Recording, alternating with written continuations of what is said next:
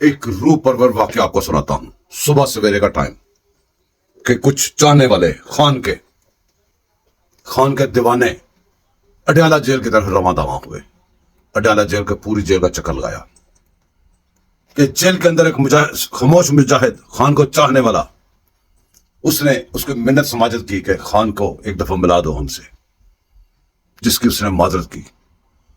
پھر ان لوگوں نے منت سماجت کی کہ خان کو کسی طریقے سے ہمیں دور سے دکھا دو. اس نے کہا خان سویا ہوا ہے. بس کہ وہ دیوانے وہاں پہ لیٹ جاتے ہیں، زمین پہ شور کرتے ہیں، اس کے پاؤں پکڑ لیتے ہیں. اس پرومس پہ، اس وعدے پہ جا کے خاموش ہوتے ہیں کہ وہ شخص خان کا چاہنے والا اندر سے ملا ہوا ہم ان لوگوں سے اس وعدے سے یہ وعدہ کرتا ہے کہ خان چونکہ سو رہا ہے، صرف اتنا کر سکتا ہوں کہ ایک چھوٹا سا دریچہ کھول کے تمہیں خان کے خراٹوں کی آواز سنا سکتا ہوں. خان کے دیوانے اسی میں مان گئے. انہوں نے کہا یہی ہمارے لیے کافی ہے. اس کی انسٹرکشن کے مطابق چھپ چھپا کے وہ دیوانے جیل میں داخل ہوئے.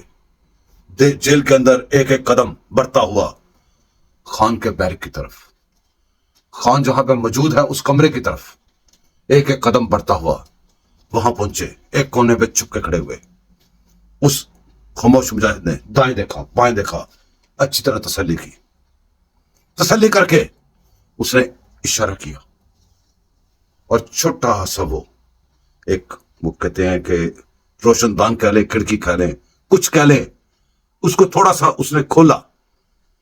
تو ہم لوگوں نے اس نے کہا دیکھنا نہیں، کان لگا کے سن لو. ہم نے وعدہ کیا ہوتا خان کے خراٹے سے سننے کو، دے دو، ہمارے لیے اتنا کافی ہے.